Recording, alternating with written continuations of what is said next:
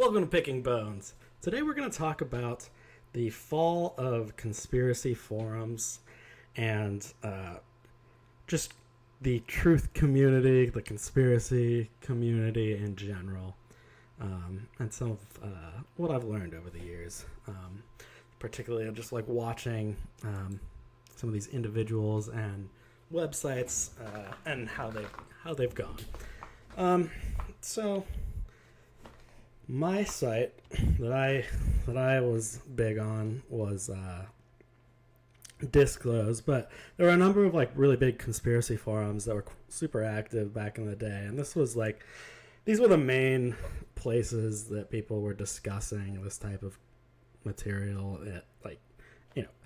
And it could range quite a bit. You could have like religious conspiracy, and you could have UFO content. You could have weird archaeology, and like all of these different stuff kind of tended to come together on these websites like Above Top Secret. Even like the David Icke forum was another pretty big forum where a lot of people would talk about all sorts of issues. This was the new version of the Icke forum, I guess. DiscloseTV. This though was my website. I was on this site for a long time. It used to be a forum-based website. It was the biggest thing on the site. It always kind of had video hosting. I don't remember it having like news aggregation, but like now that it seems like that's kind of all it is. It's just kind of posting articles from various places, and you can upload videos to the site. But they've completely eliminated the forums, and even the forums that do still exist, they're not really like they used to be. They lost so many of their big posters. They lost the atmosphere that they used to have. I knew a lot of the people on Disclose. Like, I would talk to them all the time.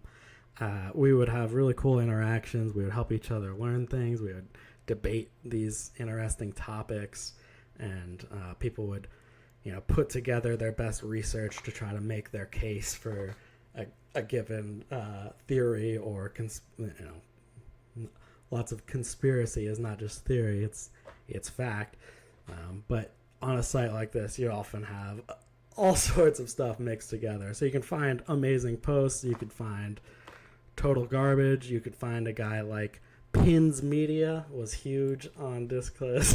This guy was ridiculous. His site's still up, I guess, but he is clearly not active anymore. 2014. It's when the archive. But Pinz was the man. Pinz was the guy posting the best reptiloid content on Disclose. Hilarious dude, and he was just like so unapologetic about it. Sometimes you couldn't tell who was joking with the stuff that they were doing, and who was serious. But this is actually one of the problems with these sites, and over time it really became worse and worse, where it seems to me that these sites were largely taken down by design, by infiltration, using bots to post like spam on these sites, having people come in to disrupt the community, really create a lot of hate and controversy in the community, and they really just worked to make these places less fun to be around. And that's something that existed not just at the base level with your everyday people just trying to discuss these things. They were trying to disrupt those conversations. When I say they, I mean alphabet agencies, various people interested in preventing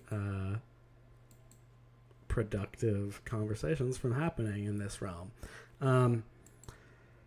But while it happens at a lower level for all of us, it also is coming from the top. Many of the biggest names in conspiracy theory and the people who you most commonly would see posted on sites like this, like videos of their lectures and whatnot, like these people are all like utter scum, charlatan, liars that are just really, I view a lot of these people as cult leaders. They're intentionally misleading others for their own profit. So Alex Collier, this guy, I would say kind of, you could classify him that as one of these people. He's really quite a special boy. I just found Alex. I was looking through Pinz old links, and I found this Alex Collier one. Alex is one of these fellows who claims to have been abducted by the Pleiadians, and they showed him all the secrets of the universe, and the evil reptiloids and the Greys are all out there, and it's like this like super complex lore of like the various alien groups that are all at play in our galaxy, and some of them are undercover on Earth, according to people like Collier. Just like really deranged, nonsensical bullshit. Guys like Collier will build off of the previous people who told these same sort of stories. So if you take the time to listen to these sorts of people, you'll see the connections between their stories, and they're just all bullshit artists playing off each other. But then you have like the Jordan Maxwells, Michael Tsarian, David Icke himself. These guys really total cult leaders, just super dishonest. Typically something that you'll see with these types of folks is that they have some decent information, plenty of decent information actually, but they mix in a lot of bullshit, and that ruins all of it. It makes it essentially worthless to listen to them because you have to sort through all of the things that they're saying. Jordan Maxwell, for example, says that Freemasonry has this Yoda figure, that Yoda directly came from Masonry. I've never seen any evidence of this whatsoever. This guy just like made shit up. He said that Yoda was this like little creature that some people had interacted with. I don't even know. Like, Jordan Maxwell's a waste of your time. All of these people are. Chris White, his name I put on here, not because he's one of these folks. Chris White actually has done debunkumentaries on all of these folks. He also did one on ancient aliens. It's got a lot of this is older content, but it's really good stuff if you ever want to go back and look up his debunkumentaries, really systematically taking apart the teachings of some of these figures.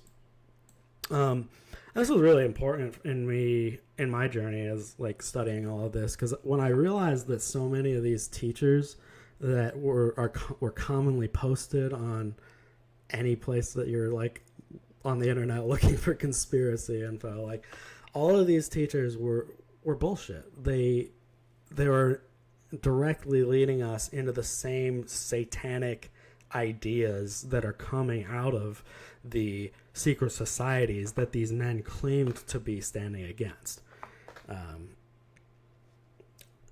So you also have folks like William Snodlin. You've got like these Christian folks who you have a lot of people who claim to have come out of Masonry or come out of the Illuminati itself or various secret societies, and they come out and say, oh, I was saved by Jesus, and now I am just going to resist these evil cults. Let me teach you about it. Let me teach you about vampires and werewolves. Like, utter nonsense. And then you have guys like John Todd. This is another, like, pretty famous guy in the conspiracy world. He supposedly was a member of the Illuminati. He was like raised in it, I think was his claim. It's such a massive pain in the ass to try to sort through these people and their claims, because so much of it is so nonsensical, but they'll mix in truths with it. That's how any any good disinformation is mostly truth mixed in with some bullshit mixed in. But that bullshit is what's going to hurt you.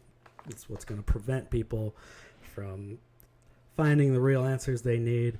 Often, even just being able to discredit someone when they buy into the lies of a person like this, that can be extremely valuable to those who are wishing to, again, prevent the flow of information. So we've got people like Fiona Barnett and many others who kind of claim to be the victims of satanic ritual abuse. Now, satanic ritual abuse is a real thing. It's truly horrific. You can find evidence and stories of this happening that are verifiable. We know this type of stuff exists. And, yeah, it's truly horrible. But a lot of these people claiming to be the victims of that are liars. A lot of them are just looking for attention, fame, money. And it can be a massive waste of time. Even like I don't even look at the claims of these people anymore. Like Isaac Cappy was another one of these types of folks. It's like some of what you're saying lines up with what we know, what we can verify, but a lot of what you're saying is utterly insane. Like it's totally unverifiable, and it doesn't line up with much of what we have found. So I don't want to trash talk any of these folk too much without like a proper analysis into them, but I don't even think that's worth the time. I'm not going to do that. I think as I got into this field and like starting producing content myself, like I knew I had initially gotten out of conspiracy largely because I had realized how many bullshit artists there were, and it wasn't that I was like, well, then all the things they say must be nonsense. The Freemasons don't actually matter. The 9/11 wasn't an inside job. No, of course it was. Like, these things do matter. There is great corruption and evil in our world, and it's worth sorting out. But the individuals involved in talking about this stuff are often not worth your time.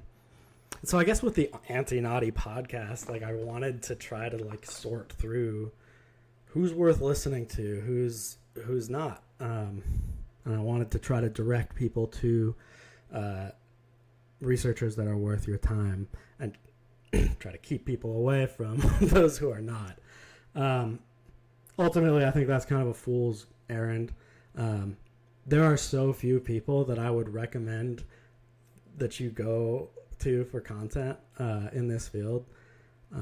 I've already interviewed like some of the people that I think are the very best and actually worth your time, and there are certainly others that I appreciate that I think are worth listening to, but generally, like, I just think there's so few people in this field that are worth the time.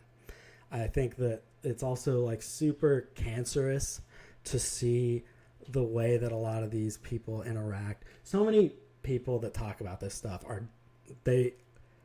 their interest is being a big personality and getting famous and making money.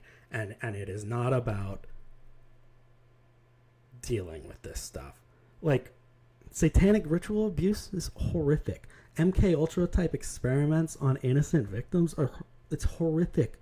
It needs to be stopped. Like, we genuinely need to stop these things. But that's not really the goal of a lot of the people that teach about these things, like particularly the ones that are mixing in nonsense. That there are people actively trying to hinder us from finding the truth, but there's also just greedy, soulless scum that want fame and glory, and they don't care that they mislead people in their efforts to find the truth. They really are cult leaders, and the cult leader mentality is super common in this field.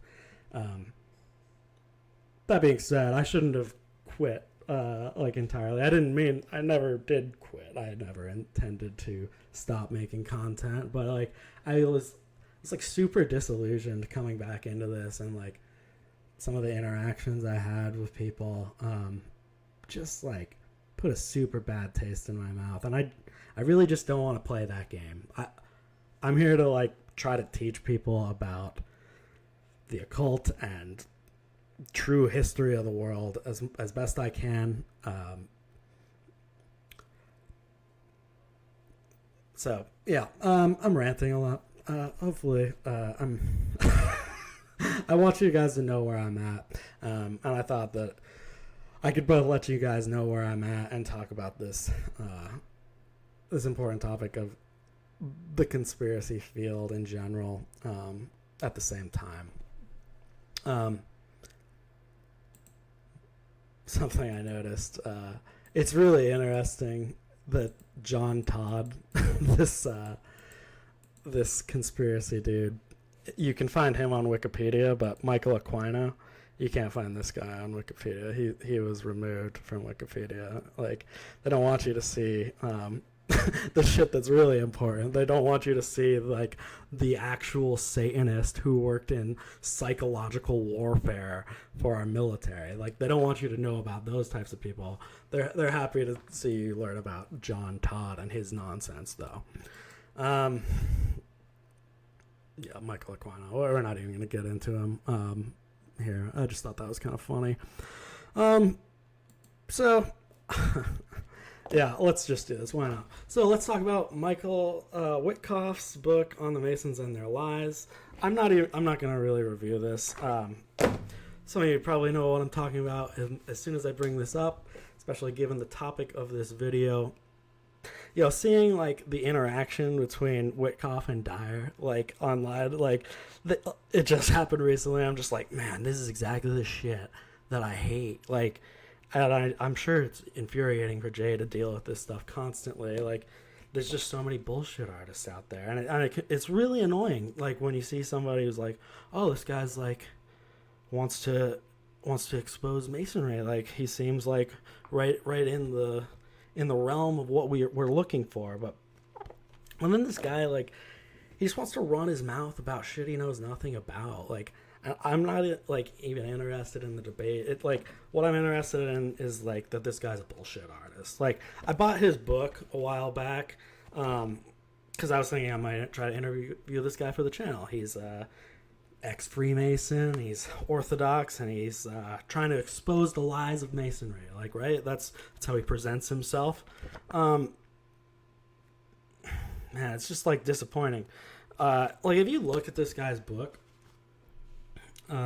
just look at it. Look at the gaps between every paragraph.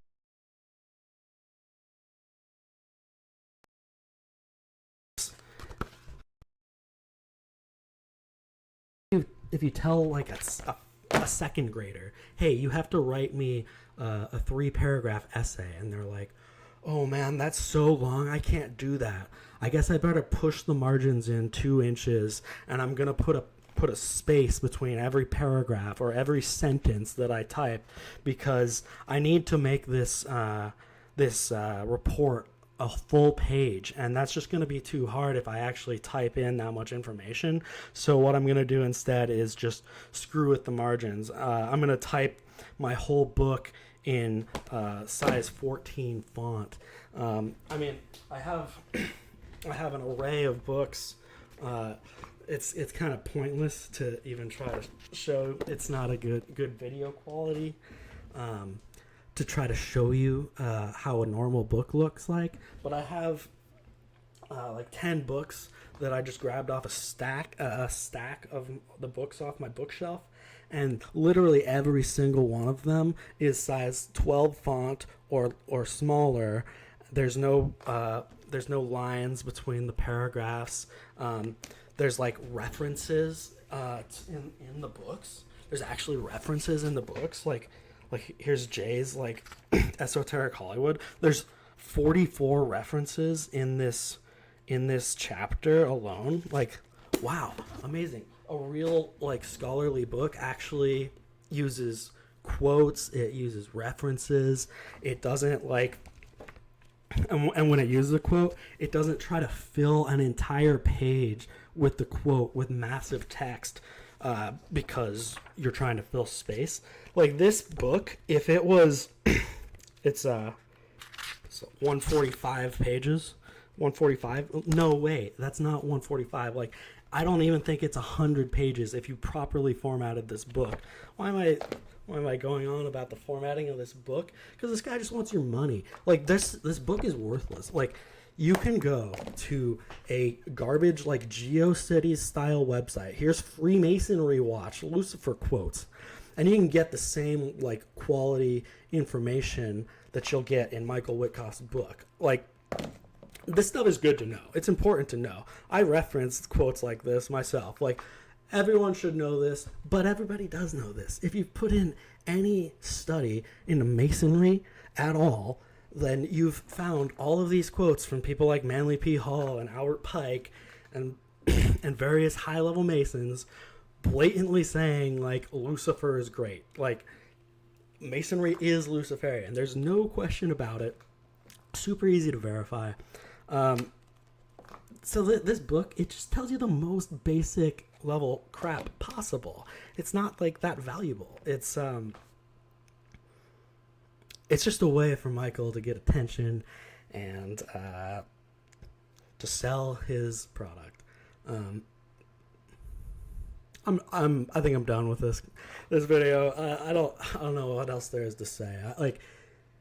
You can look into what happened between Mike and Jay. You can look at, there's a Crucible video that came out that kind of talks about Michael and what he's been doing lately.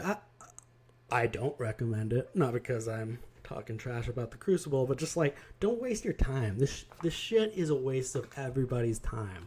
Michael, I doubt you're gonna watch this, but if somebody points it out to you, like, stop what you're doing. Like, literally shut your mouth, like, about things that you know nothing about. You say you've been like Orthodox for I don't even know, like 5 years or something. Like, dude, like, you were in a satanic cult, and then you started, like, another satanic cult of your own with the Cathar shit. Like, I don't even know what your deal is, man. But you gotta stop. Like, if you're genuine, then you gotta shut your mouth about things that you don't know anything about. So let's end with a giant Bible verse of our own. Proverbs 17:28. Even a fool, when he holdeth his peace, is counted wise, and he that shutteth his lips is esteemed a man of understanding. You don't have to try to teach people about every topic, especially the ones that you know nothing about. You're not an authority figure on everything. This isn't just to Mike, this is to everyone in this field. Be careful with what you say. It affects people. It matters. And when you run your mouth about nonsense, when you go after people for no reason, you create division in the community. You lead to what happened in these old conspiracy forums, where they fall apart because it's no longer a place that anyone wants to be, because everyone's just going at each other over nonsense instead of actually working on figuring out the truth, solving these mysteries, and fighting for what is right. Thanks for watching, guys.